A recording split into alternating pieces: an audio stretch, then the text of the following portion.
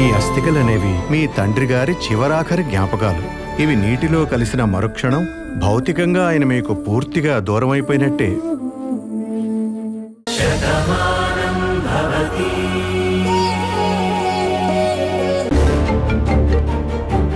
కార్తీక్, బావా అక్కడంతా ఎలా ఉన్నారు? ఇక్కడంతా బానే ఉన్నారు కార్తీక్.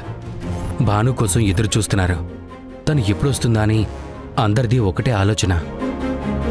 భాను జాడ తొందరగా చూపించమని బామ్మ అందరి దేవుళ్ళకి మొక్కుకుంటుంది. ముడుపులు కూడా కడుతుంది. కనిపిస్తుందన్న నమ్మకం నాకు ఉంది బావా. ఒక కోయిదరు వచ్చి భానుకి ఏం కాదు, తను క్షేమంగా ఉందని చెప్పాడు. తప్పకుండా తను మళ్ళీ నాకు కనిపిస్తుందన్నాడు. మా ఇద్దరి బంధాన్ని ఎవరూ విడదీలేరు, ఇది అమ్మవారే చెప్పిందని చాలా నమ్మకంగా చెప్పాడు. అప్పుడే నాకు కూడా నమ్మకం కలిగింది. నా భాను నాకు కనిపిస్తుందనే నమ్మకం వచ్చింది. అందుకే మళ్ళీ ఆ ఏరియా మొత్తాన్ని డ్రోన్ కెమెరాస్తో చెక్ చేయిస్తున్నాను. అడవిలో అణువు జల్లెడ పట్టిస్తున్నాను. ఎక్కడ ఏ చిన్న క్లూ దొరికినా కూడా వదలొద్దు అని డిపార్ట్మెంట్ వాళ్ళకి చెప్పే వచ్చాను. వాళ్ళు కూడా అదే పనిలో ఉన్నారు. ఎలాగైనా సరే భాను జాడ దొరుకుతుందనే నమ్మకం ఉంది బావా. అలాగే అక్కడ పేపర్లో ప్రకటన వేయించమని చెప్పాను కదా, దాని గురించి ఆలోచించావా? అవన్నీ నేను చూసుకుంటాను కార్తీక్. భాను మిస్ అయిందని పేపర్లోనూ టీవీల్లోనూ ప్రకటన వేయించే బాధ్యత నాది. అక్కడ ఎక్కడ ఏ క్లూ వదలకుండా వెతికించండి. తప్పకుండా భాను మళ్ళీ మన దగ్గరికి వస్తుంది. మనకు ఖచ్చితంగా కనిపిస్తుంది. నువ్వు ధైర్యంగా ఉండు కార్తీక్. చెప్పాను కదా బావా, కోయిదరు చెప్పిన తర్వాత భాను విషయంలో నాకు నమ్మకం వచ్చిందని. తను ఎక్కడో ఏ చిన్న సమస్యలోనూ ఇరుక్కొని ఉంటుంది. తప్పకుండా తను మనకు కనిపిస్తుంది, మళ్ళీ మనకి దగ్గర అవుతుంది. ఉంటాను. సరే కార్తీక్.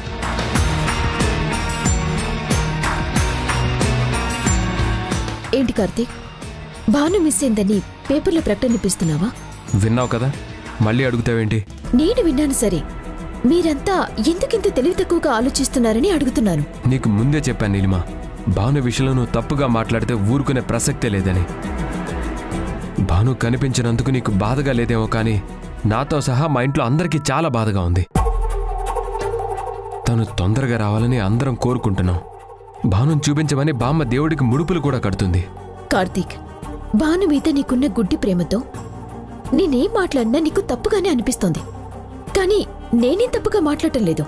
భాను మీద నీకే కాదు నాకు కూడా అభిమానం ఉంది. తను మిస్ అయినందుకు నాకు చాలా బాధగా ఉంది. కానీ కొంచెం ప్రాక్టికల్ గా ఆలోచించు. భాను మిస్ అయింది ఇక్కడికి దగ్గరగా ఉన్న ప్రాంతంలో. నువ్వు ఎక్కడో హైదరాబాద్ లో తన గురించి ప్రకటన ఇప్పించడం వల్ల ప్రయోజనం ఏముంటుంది? అదే నేను అడిగాను. ఇందులో తప్పే ఉంది? నీ అనుమానం నిజమే కావచ్చు నీలిమా, నేనేం తప్పు పట్టడం లేదు. కానీ భాను విషయంలో ఎక్కడ ఏ చిన్న పొరపాటు జరగకూడదని మేమందరం ప్రయత్నం చేస్తున్నాం. అది నువ్వు తెలుసుకో. హైదరాబాద్లో ప్రకటించినంత మాత్రాన ఆ పేపర్ ఆ చుట్టుపక్కలే చదవరు. ఆ పేపర్ స్టేట్ మొత్తం సర్క్యులేట్ అవుతుంది. ఎవరైనా భాను చూసిన వాళ్ళు ఆ పేపర్ని చదివి ఉండొచ్చు కదా. తను మిస్ అయిందని వాళ్ళకి తెలియచ్చు కదా. ఒక్క ఆనవాళ్ళతోనే వాళ్ళు ఫోన్ చేసి చెప్పచ్చు కదా. అలా ఎందుకు ఆలోచించకూడదు? మేము అలా ఆలోచించాం కాబట్టి ప్రకటిస్తున్నాం. దీన్ని ఇక్కడతో వదిలేసి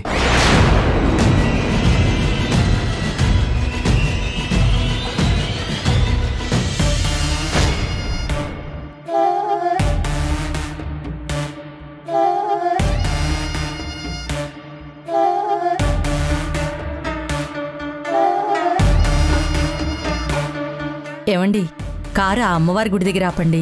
ఎందుకు పార్వతి? మన ఊరికి అమ్మవారు ఉంది కదా, ఆ తల్లికి ప్రతి శుక్రవారం కొబ్బరికాయ కొడతావు. ఇంట్లో నిత్యం పూజలు చేస్తూనే ఉంటావు. మళ్ళీ ఇక్కడ కూడా పూజ చేస్తావా? అమ్మగారి భక్తి అంటే మీకు తెలుసు కదయ్యా. ఆవిడ పూజలే మిమ్మల్ని చల్లగా చూస్తున్నాయి, చేయనివ్వండి. ఒరే గిరి, మేం మాట్లాడుకుంటున్నప్పుడు మధ్యలో రావద్దని ఎన్నిసార్లు చెప్పాను నీకు? మీరు చెప్తూనే ఉంటారు, నేను ఇలా మాట్లాడుతూనే ఉంటాను. అది మీకు అలవాటైపోయింది, ఇది నాకు అలవాటైపోయింది. అయినా గిరి ఏం తప్పు చెప్పలేదు కదండి. పూజ గురించే చెప్పాడు. అందులో తప్పు పట్టడానికేముంది? కారు ఆపండి. చెప్తే వినవు కదా. సరే, నీ ఇష్టం, నేనెందుకు కాదంటాను?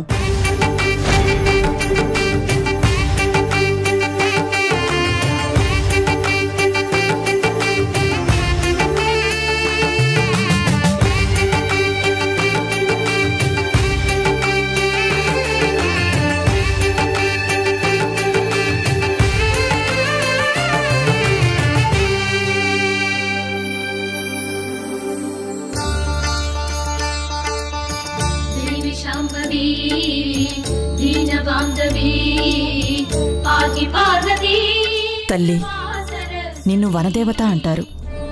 ఈ అడవినంతా నువ్వే కాపాడుతున్నావు అంటారు. ఈ దారిలో వెళ్లేవాళ్లకి ఎలాంటి భయం లేకుండా నువ్వు రక్షిస్తావు అంటారు. లోకాలు నెలే జగన్మాతవి, అందర్నీ అమ్మలా చూసుకునే అమ్మవారివి. నా కుటుంబం కూడా ఎప్పుడూ బాగుండేలా దీవించమ్మా. ఆయన 10 కాలాల పాటు చల్లగా ఉండేలాగా, అందరూ ఆయన్ని పొగడేలాగా నువ్వే కరుణించమ్మా. ఈవిడేమో భర్తను దేవుడు అనుకుంటుంది, కానీ ఈ దేవుడి మనసులో ఇంకో రాక్షసుడు ఉన్నాడని పాపం ఆహా తల్లికి తెలియదు. అందుకే ఈయన బాగుండాలని కోరుకుంటుంది. ఈయన మాత్రం ఊరందరూ పాడైపోవాలని, నేనొక్కడే బాగుండాలని కోరుకుంటాడు. భార్యాభర్తలిద్దరిలో ఎంత తేడా ఉంది. నీ భక్తే ఈయన్ని కాపాడుతుందమ్మా. ఇంకెంతసేపు పార్వతి? తొందరగా రా. వస్తున్నానండి.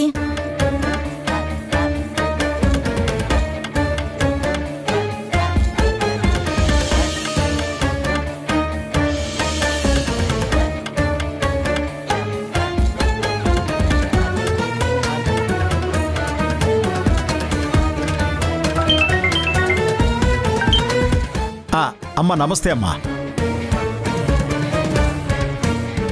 అలాగేనమ్మా. అయ్యయ్యో, మీరు పిలిస్తే రాకుండా ఉంటానా? పని మీద వేరే ఊరు వచ్చాను, తిరిగి మన ఊరికి వచ్చేస్తున్నాను. అలాగేనమ్మా, తిన్నగా ఇంటికి వచ్చేస్తానమ్మా. అలాగేనమ్మా, ఉంటానమ్మా. నమస్తే. ఎవరండి ఇంటికి వస్తానని చెప్తున్నారు? భువనేశ్వరమ్మ గారు ఏదో మాట్లాడాలంట, ఇంటికి రమ్మన్నారు. అలాగే వస్తానని చెప్పాను. అవునా? ఏమై ఉంటుంది? ఏముంది పార్వతి, ఆవిడ ఊరందరికీ పెద్ద దిక్కు, అందరి మంచి చెడ్డలు చూసే మనిషి. ఏదో మాట్లాడాలని పిలిచింది కదా, ఒకసారి వెళ్ళి చూసొస్తే సరిపోతుంది. పదండి.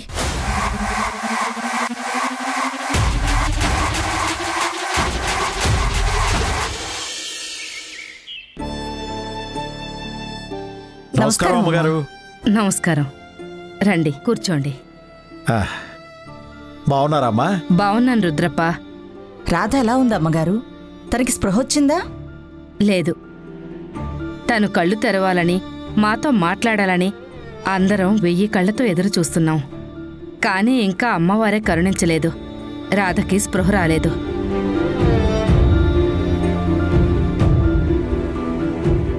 బాధపడకండి అమ్మగారు. మీలాంటి మంచివాళ్లకి ఆ తల్లి ఎప్పటికీ అన్యాయం చేయదు. మురారికి ఒక మంచి తోడుని ఆ దేవతే చూపించింది. ఆ అమ్మాయి గురించి ఊరంతా చాలా గొప్పగా చెప్పుకుంటున్నారు.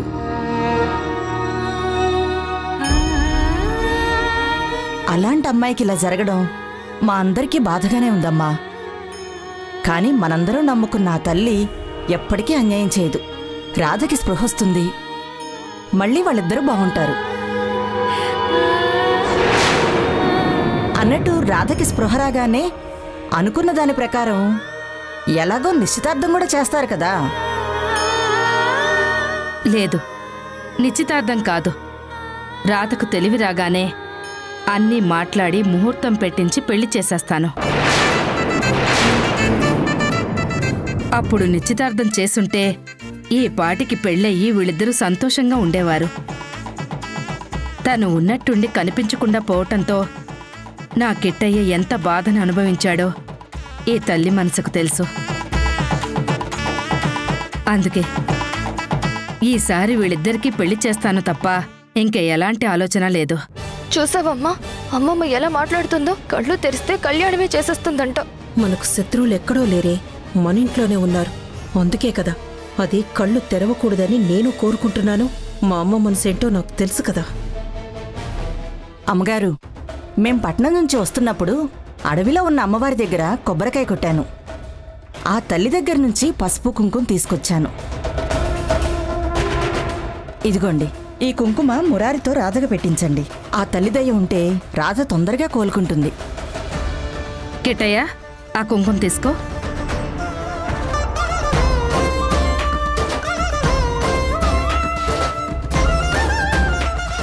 మీరింకేం దిగులు పడకండమ్మా. నా భార్య భక్తి ఏంటో మీకు తెలిసిందే కదా. తనక్కడ అమ్మవారికి మొక్కుకుంది, మీ ఇల్లు బాగుండాలని కోరుకుంది. ఆ రాధమ్మ తొందరగా కోలుకోవాలని కోరుకుంది. మీరు బాగుండాలని ఈ ఊరితో పాటు మేం కూడా కోరుకుంటున్నామమ్మా. మీ ఇల్లు ఎప్పుడూ సంతోషంగా ఉండాలని మేము అందరం భావించే మనుషులమేనమ్మా. ఆ అమ్మవారి దయ వల్ల అంతా మంచే జరుగుతుంది. మీరు ఫోన్ చేసి రమ్మన్నారు కదా, అందుకే వెంటనే వచ్చేసాం. అవును రుద్రప్ప గారు, మిమ్మల్ని ఒక విషయం అడగాలి. ఏంటి, మళ్ళీ రైతుల్ని ఇబ్బంది పెడుతున్నారట? అదే లేదు బాబు, నేనేం తక్కువ ధరకు అడగలేదు. మార్కెట్లో ఉన్న ధరకే అడిగాను. కాకపోతే ఇక్కడి నుంచి మార్కెట్ చేయాలంటే ట్రాన్స్పోర్ట్ ఖర్చులు అవుతాయి కదా, అవన్నీ దృష్టిలో పెట్టుకుని ఒక ధర చెప్పాను. అది వాళ్ళకి నచ్చినట్లేదు. ఎంతైనా వచ్చిన పంట ఎక్కువ ధరకు అమ్మాలన్న ఆశ అందరికీ ఉంటుంది కదా బాబు. అదే ఆశతో ఉన్నారేమో. నేనేం ఇబ్బంది పెట్టలేదు. అమ్మాలనుకుంటే నేను ఈ రేట్ ఇస్తాను ఇమ్మన్నాను. వాళ్ళు కుదరదన్నారు. నేను ఒక మాట చెప్పాను, ధాన్యం తడిసిపోయి పాడైపోయే బదులు నాకు 10 రూపాయలు వస్తాయి కదా అన్నాను. అది వాళ్ళు అర్థం చేసుకోలేక అపార్థం చేసుకొని మీ దగ్గర నేను తప్పుగా మాట్లాడానని చెప్పినట్టున్నారు. అంతకుమించి ఇక్కడ ఏం జరగలేదు బాబు. మీ పరిపాలనలో ఈ ఊరుండగా అన్యాయం జరుగుతుందా బాబు? పెద్దమ్మగారు ఊరుకుంటారా? మీరు క్షమిస్తారా? పర్వాలేదు రుద్రప్ప గారు, మీరేం బాధపడక్కర్లేదు. రైతుల ధాన్యం తడిసిపోయి ముక్కిపోవు. ఆ ధాన్యం మొత్తం మా గోడౌన్లో పెట్టిస్తున్నాం. మంచి ధర వచ్చినప్పుడు అమ్ముకోమని నేనే చెప్పాను. ఈ విషయంలో మీరింకా ఇబ్బంది పడకండి. మంచిది బాబు, చెప్పానుగా. మీ చల్లని చూపులతో ఈ ఊరు రైతులు ఎప్పుడు బానే ఉంటారని. మీకున్న విశాలమైన మనసు నేను అర్థం చేసుకోలేకపోయాను. తడిసిపోతాయని బాధపడ్డాను, కానీ గొడుగులా మీరు అడ్డొస్తారని ఊహించలేకపోయాను. వస్తాను బాబు. వస్తాను బాబు. వస్తానమ్మా. వస్తాను. వస్తామమ్మా. కిట్టయ్య, నువ్వు వెళ్ళి ఆ బొట్టు రాధకు పెట్టు. సరే అమ్మా.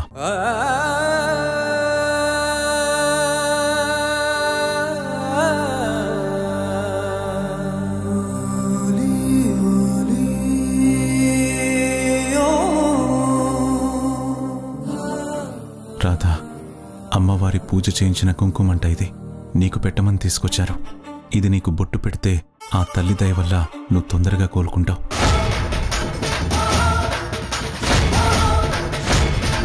పసుపు కుంకుమ పెట్టి వేడుకుంటే నువ్వు కరుణిస్తావని నా భాను ఎన్నోసార్లు చెప్పింది. అందుకే ఈ పసుపు కుంకుమను తీసుకొచ్చాను. ఈ కుంకుమ బొట్టు ఎలాగైనా నా భానుకు చేరేలా చేయి తల్లి. నా చెంతకి తనని చేర్చు.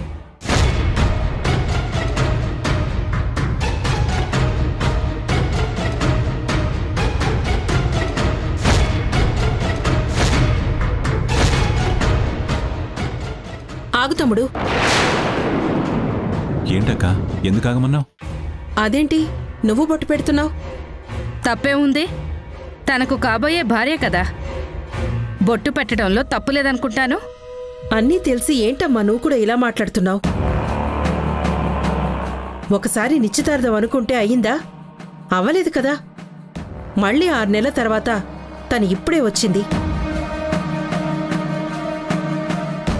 బొట్టు పెట్టడం అంటే ఏంటి? నిశ్చితార్థం చేసుకోవడం అంటే సగం పెళ్ళైపోవడం అని అందరూ నమ్ముతారు.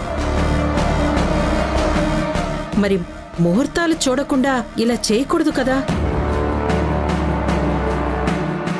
అందుకే తను కళ్ళు తెరిచాక అన్నీ మాట్లాడుకొని పెళ్లిలో బొట్టు పెట్టమని చెప్తాం.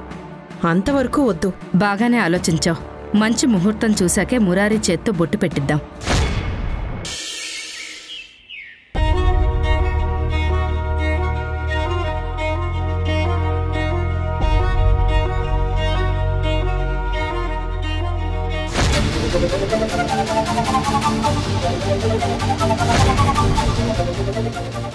భాను, బగారో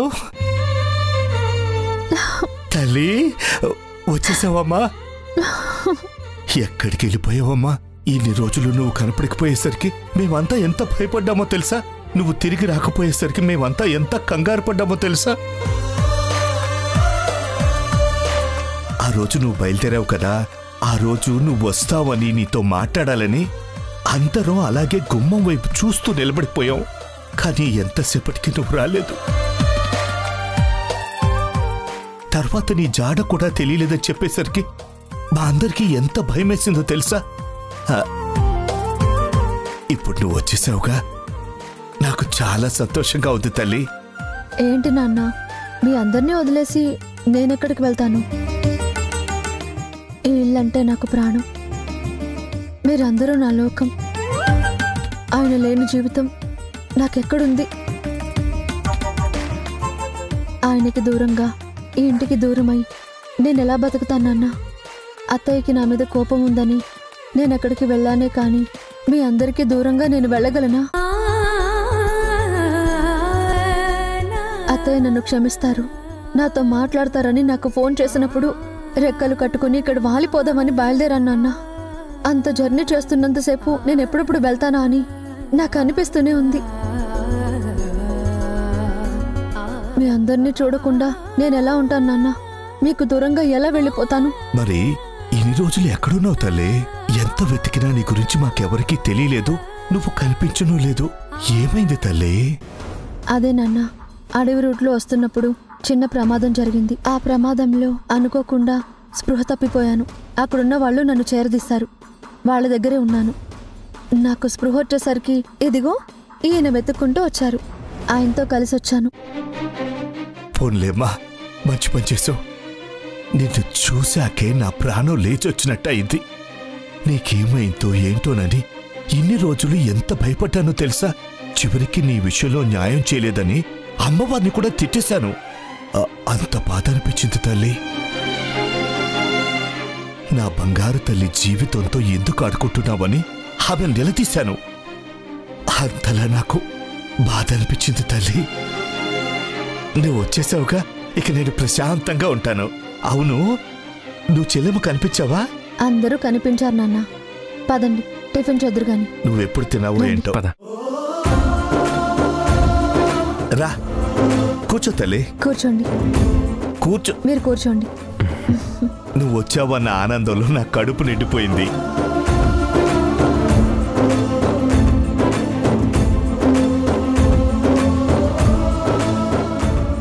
చూసావమ్మా, నువ్వు తిరిగొచ్చాక కార్తీక్ కళలో కూడా ఆనందం కనిపిస్తోంది. కార్తీక్ నువ్వు కనపడకపోయేసరికి నీ మీద ఎంత దిగులు పెట్టుకున్నాడో తెలుసమ్మా? తనకి నువ్వంటే ప్రాణం. నువ్వు లేకు.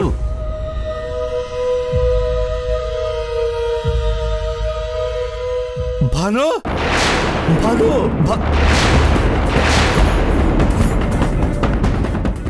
భాను, భాను, వాసు, వాసు, అసలు ఏమైందిరా నీకు? భాను ఎప్పుడొచ్చిందిరా? భాను వచ్చేసింది కదా.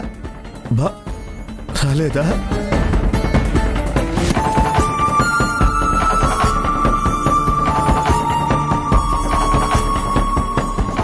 భాను తిరిగి వచ్చేసిందని నాకు అనిపించింది.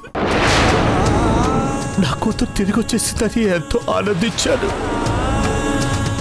అదంతా భ్రమది. అన్నయ్య, భాను రావాలని 1000 కళ్ళతో అందరూ ఎదురు చూస్తున్నాం. కానీ కన్నీళ్లే మిగులుతున్నాయి తప్ప ఆ గుమ్మంలో భాను అడుగు మాత్రం కనిపించటం లేదు. ఈ చెవులకి భాను మాట వినిపించటం లేదు. కానీ బాధ మాత్రం ఎక్కువ కాలం ఉండదన్నయ్య. భాను ఎక్కడున్నా సరే తప్పకుండా తిరిగి వస్తుంది. ముందు ముందు మీరు తినండి అన్నయ్య. నాకెందుకో భయంగా ఉంది చెల్లమ్మ. వాసు, అన్నయ్య, వాసు,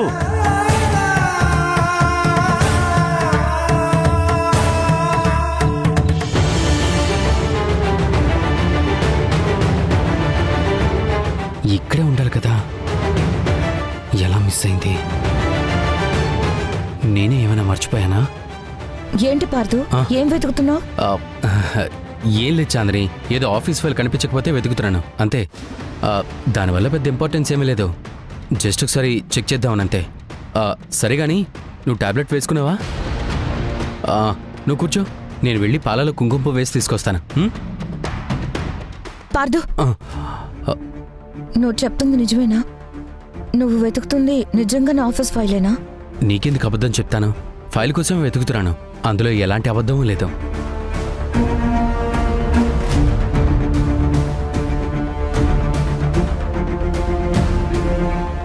ఇదే కదా నువ్వు వెతుకుతున్న ఫైల్?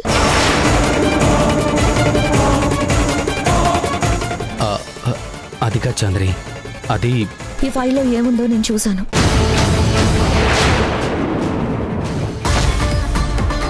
మేము వెళ్లేసరికి అక్కడ ఓ పెద్ద గొడవ జరుగుతుంది బాబు. ఊరంతా రావడం చూసి వాళ్ళక్కడి నుంచి పారిపోయారు. కానీ ఒకరు మాత్రం ఒక ఆవిడ్ని వెనక నుంచి తల మీద గట్టిగా కొట్టాడు. ఆవిడ ఫోటో చూస్తే మీరందరూ గుర్తుపడతారా?